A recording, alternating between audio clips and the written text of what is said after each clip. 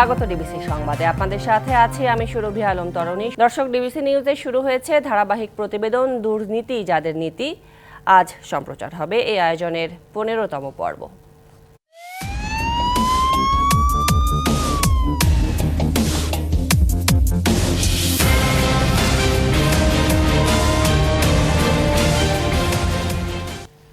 ছয় ভাইকে নিয়ে সাম্রাজ্য গড়ে তুলেছিলেন রংপুর ২ আসনের ৩ বারের এমপি ডিউক চৌধুরী। গঠন করেন নিজস্ব কথিত মন্ত্রী পরিষদ। শিক্ষা, অর্থ, ভূমি, খাদ্য, বন ও আইন মন্ত্রণালয় গঠন করে দায়িত্ব দেন এক একজনকে। কামিয়ে নেন হাজার কোটি টাকা। শুধু ৯৭টি শিক্ষা প্রতিষ্ঠান থেকেই নিয়েছেন ১৩২ কোটি। এমপির এক একটি ভিও লেটারের মূল্য ছিল ২ কোটি টাকা। জমি দখল ছিল এমপি পরিবারের নেশা। টাকা হলে পাল্টে যেত স্থানীয় সরকার নির্বাচনের ভোটের ফলাফল। আবুল কালাম মোহাম্মদ আহসানুল হক, যিনি ডিউক চৌধুরী নামেই পরিচিত, রংপুর ২ আসন থেকে আওয়ামী লীগের টিকিটে ৩ বারের সংসদ সদস্য। সরকারি ও ব্যক্তি মালিকানা জমি দখল করে একই চত্বরে গড়ে তোলেন ৬ ভাইয়ের সাম্রাজ্য। নাম দেন চৌধুরী পরিবার। ৩ ভাই জনপ্রতিনিধি, ২ জন ঠিকাদার ও একজন ব্যবসায়ী। মূলত এই ভাই ভাগ্নে আর আস্থাভাজনদের নিয়ে ডিউক চৌধুরী সৃষ্টি করেন কথিত ৬ মন্ত্রণালয়।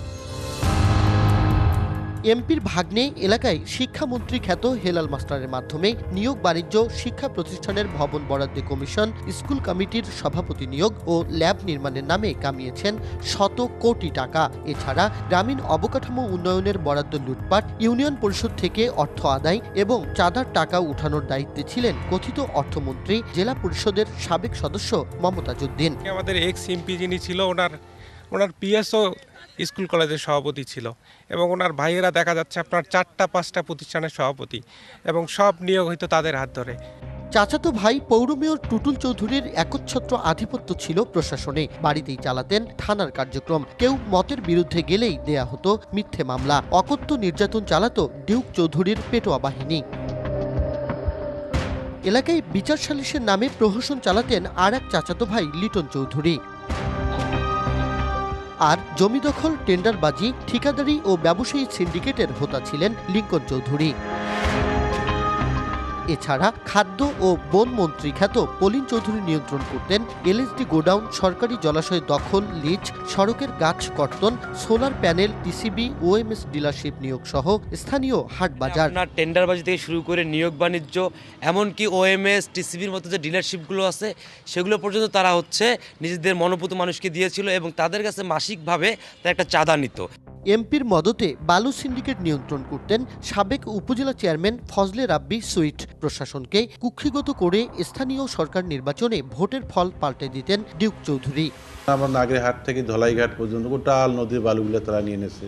সমস্ত রাস্তাঘাটের একের গাছটা সব উজাড় করে তারা খেয়েছে। তারা দলীয় প্রভাব দেখিয়ে আমার ইউনিয়নে আমি বিজয় ঘোষণা হওয়ার পরেও আমার ইউনিয়নে 5টা সেন্টারে গোলাগুলি করে আমার জয়টাকে ছিনিয়ে এনেছে।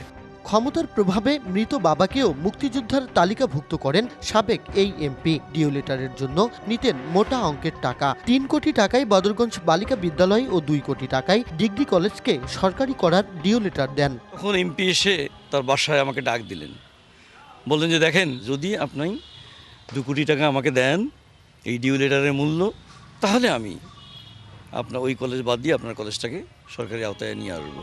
রাজনৈতিক পট পরিবর্তনের পর নিরুদ্দেশ ডিউক চৌধুরী ও তার ভাইরা।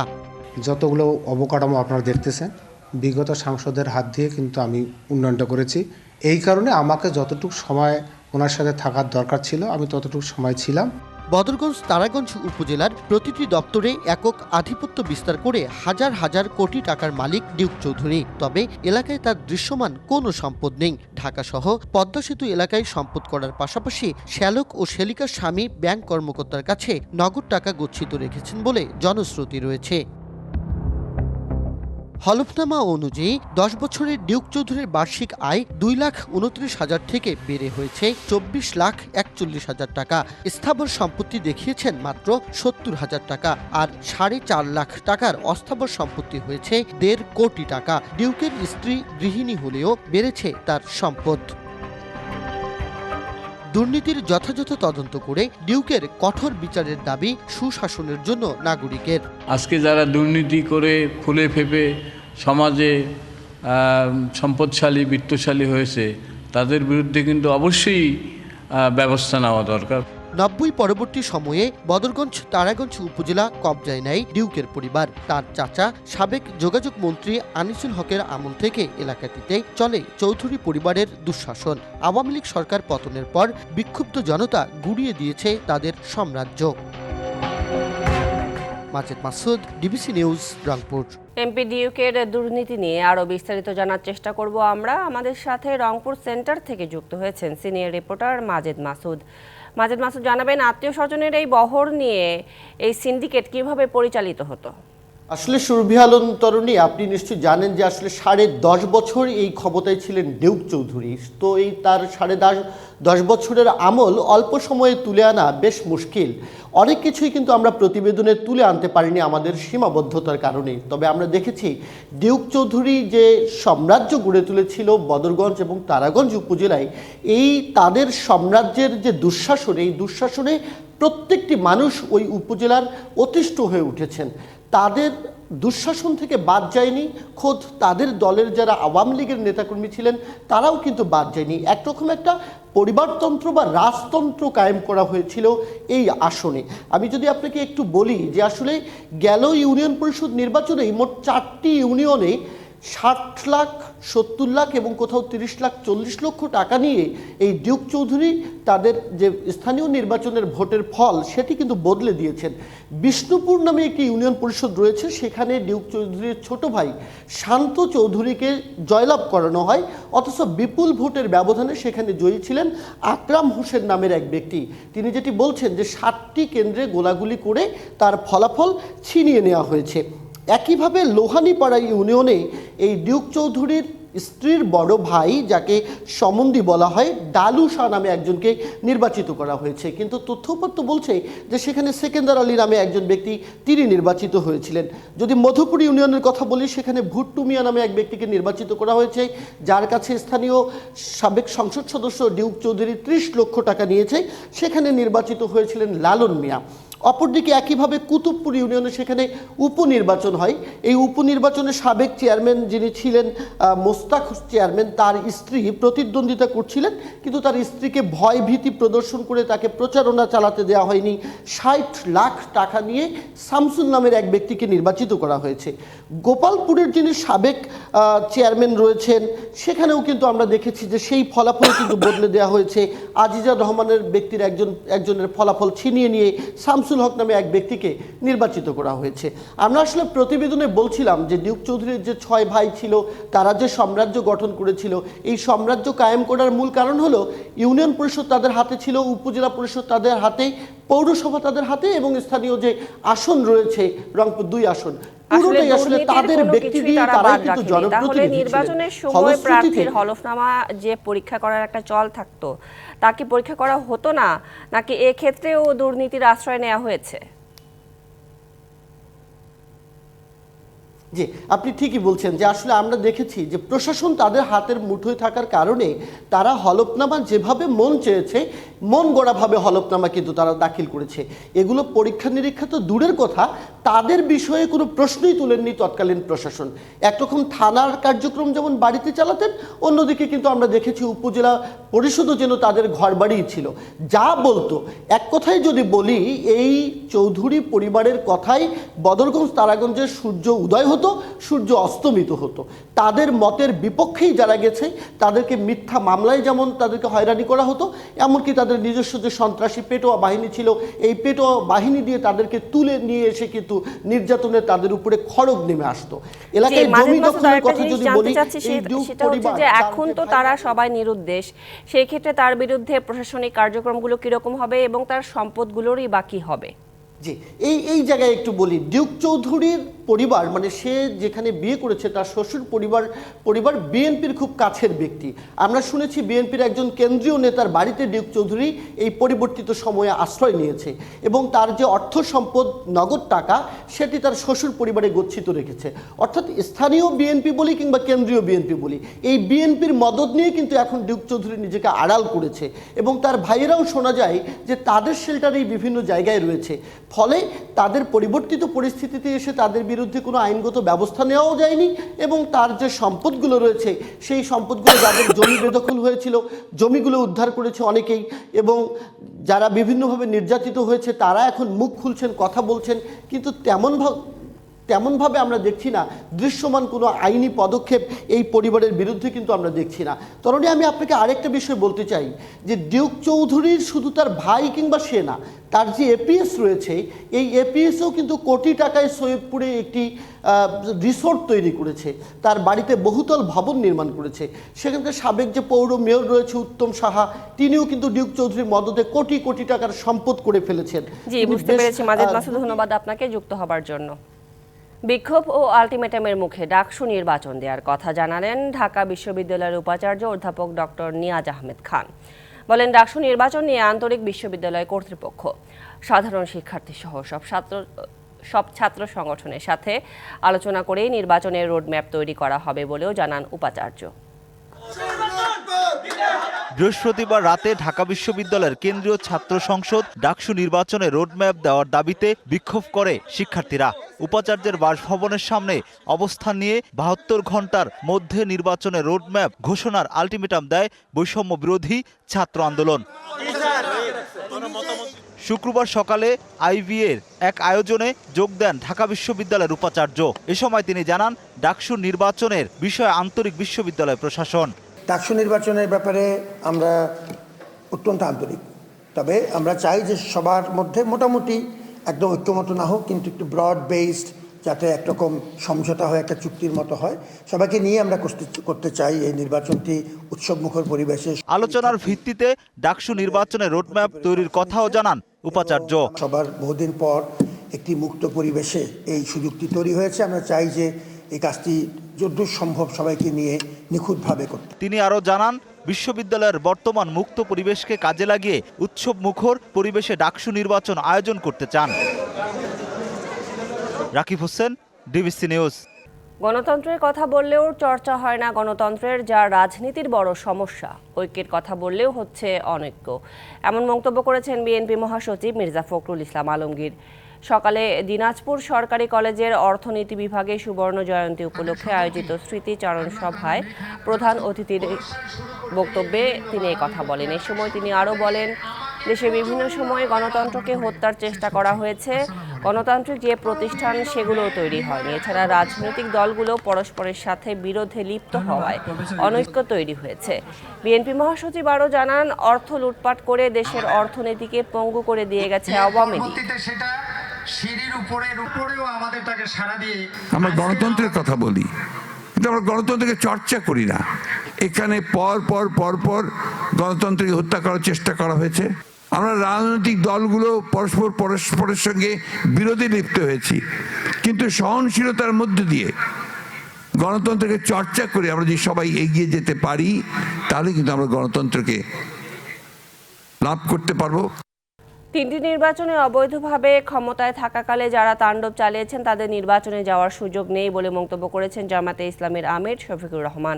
সকালে নাটোরে নবাব সিরাজউদ্দৌলা সরকারি কলেজ মাঠে জামাতে ইসলামের কর্মী সম্মেলনে তিনি এই কথা বলেন। এ সময় তিনি আরও বলেন, বাজার সিন্ডিকেট আওয়ামী লীগের কাছ থেকে হাত বদল হয়েছে, দ্রব্যমূল্যে অতিষ্ঠ সাধারণ মানুষ। জামায়াতের আমির আরও বলেন, বর্তমান সরকারের উচিত অতি জরুরি সংস্কারগুলো করে একটা সুষ্ঠু নির্বাচন দেয়া। জনগণ যার উপর আস্থা রাখতে পারবেন তাদের উপরই দেশের দায়িত্বটা দিলে দেশের মানুষকে সম্মান করা হবে বলেও মত তার।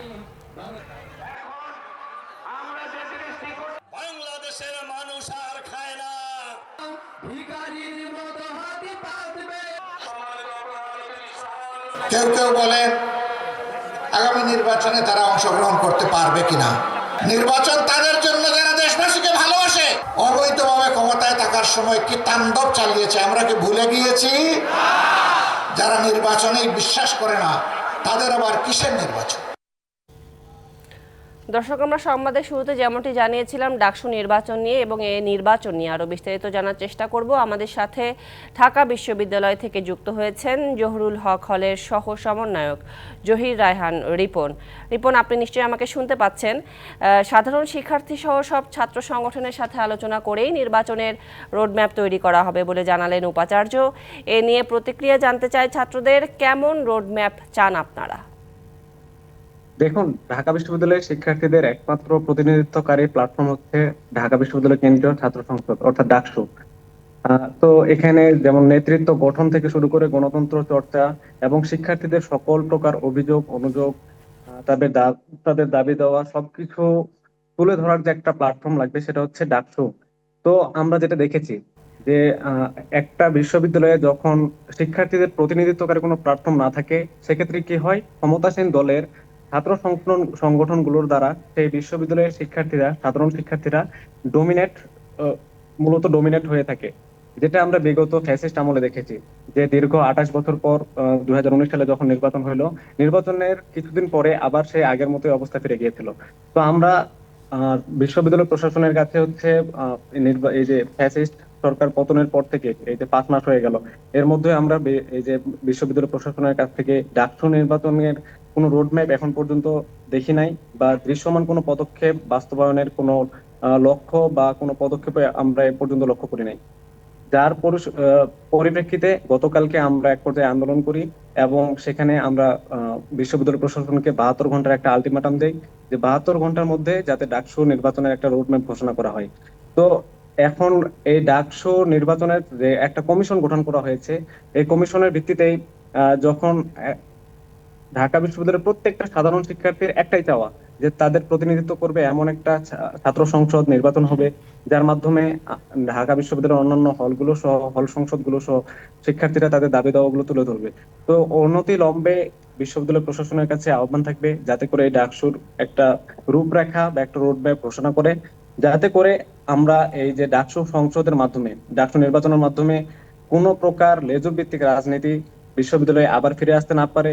কোনো প্রকার গেস্টরুম কালচার, গণরুম কালচার, এমনকি হচ্ছে মধুর ক্যান্টিনে গিয়ে যে ধর্ণা দেওয়ার যে কালচারটা, শিক্ষার্থীরা ক্লাস পরীক্ষা বর্জন করে বা ক্লাস পরীক্ষা নৈরাজ্য আপনারা চাচ্ছেন না। আচ্ছা রিপন, এই নির্বাচন সুষ্ঠু করার জন্য আপনাদের পদক্ষেপগুলো কি হবে? নির্বাচনকে সুষ্ঠু করার জন্য ঢাকা বিশ্ববিদ্যালয়ের সাধারণ শিক্ষার্থীরা সব সময় তাদের জায়গা থেকে বদ্ধপরিকর, যে তারা এমন কোনো পরিস্থিতি চায় না যে পরিস্থিতির শিকার হয়ে সে আগের নৈরাজ্য বা আগের বিশৃঙ্খলা ফিরে আসবে। যাতে করে একটা সুষ্ঠু নির্বাচন হয়, ঢাকা বিশ্ববিদ্যালয়ের প্রত্যেকটা শিক্ষার্থীর চাওয়া তাদের জায়গা থেকে তারা নিজেরা সোচ্চার, এমনকি তারা হচ্ছে সর্বোচ্চটা দিয়ে চেষ্টা করবে যাতে করে এই ডাকসু নির্বাচনে কোনো ধরনের বাধা বা কোনো বিঘ্ন যাতে সৃষ্টি না হয়। জি রিপন, আরেকটা বিষয় জানতে চাই যে আপনি নিশ্চয়ই জানেন যে 90-এর সময় যে জনপ্রিয়তা ছিল ডাকসুতে, আগেকার সেই জৌলুস কি ফিরে আসবে? কিভাবে? দেখেন, 5ই আগস্টের ফ্যাসিস্ট হাসিনা পতনের পর থেকে শিক্ষার্থীদের মধ্যে যে পলিটিক্যাল ম্যাচুরিটি বা যে রাজনৈতিক সচেতনতা তৈরি হয়েছে, এটা কিন্তু অকল্পনীয়।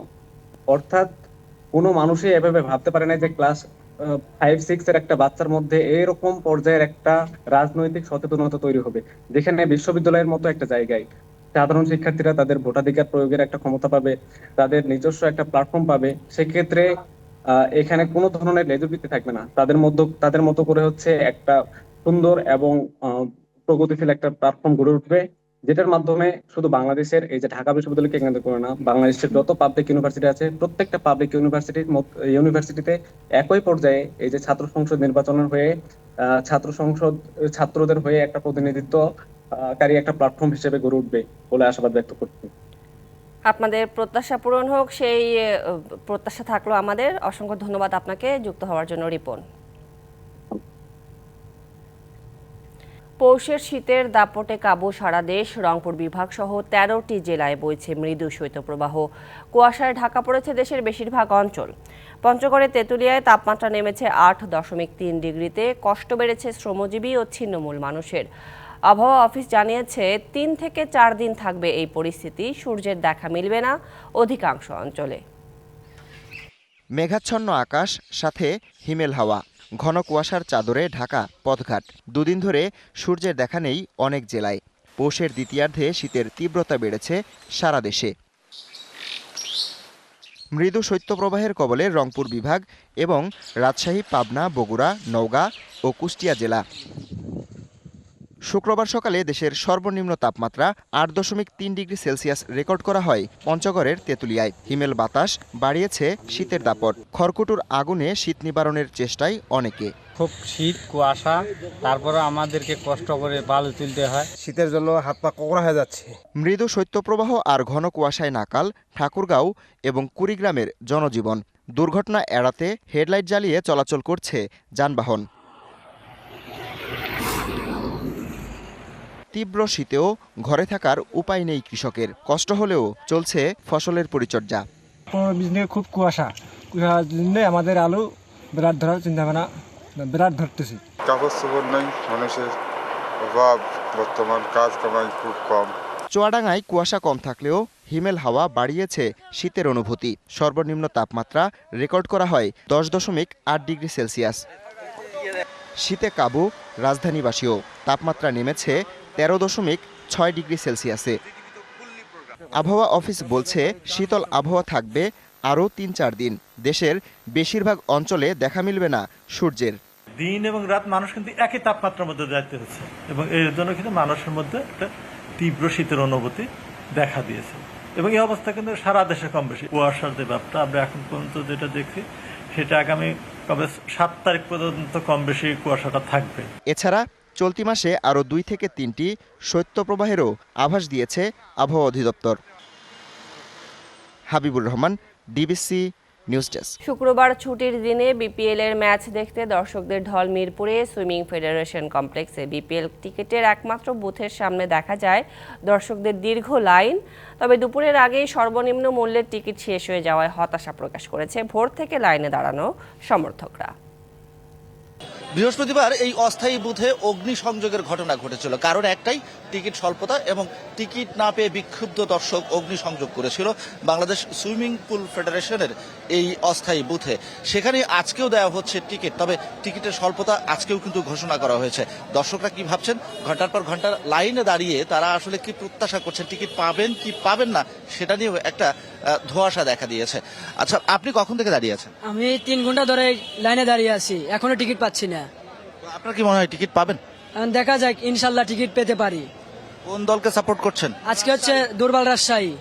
আপনি কখন এসেছেন টিকিটে? আমি এসেছি সকাল 8টায়। দিনাজপুর, ঢাকা। 200 টাকার টিকিট 500 টাকা, 500 টাকার টিকিট 2300 টাকা। এখনো পর্যন্ত বিপিএল আমি দেখিনি, আজকে ফার্স্ট। তবে টিকিট পাইলে এবারে দেখা হবে আর কি। আজকে ফার্স্ট দেখতেছি টিকিট এভাবে পাওয়া যাইতেছে, কিন্তু আগে জানতাম না এভাবে টিকিট পাওয়া যাওয়া। তবে অনলাইনেও চেষ্টা করছি, কারণ পাওয়া যায়নি। আমি চেষ্টা করছিলাম কালকে, আর দেখি আজকে পাওয়া যায় কিনা। ব্ল্যাকে কোনো টিকিট অফার করে নাই এখনো পর্যন্ত। আমার বাড়ি হলো বরিশাল, কিন্তু আমি শুক্রবার শখের বিষয়ে খেলা দেখতে আসছি, কিন্তু হাজার হাজার টিকিট বেলাকে নিয়ে গেছে। বেলাকে 320 টাকার টিকিট এখন 800 টাকা বেচতে আছে। দুর্নীতি দেশ শেষ হয়ে গেছে নাকি? এটা কেমন দুর্নীতি হইতেছে? সাধনা 5 ঘন্টা খারাপ থাকার পরে আমরা টিকিট পেয়েছি, ঠিক আছে? আমরা গাজীপুর থেকে আসছি 12 জন। আমরা সিরিয়ালে ছিলাম, তো অনেক কষ্ট হয়েছে আর কি।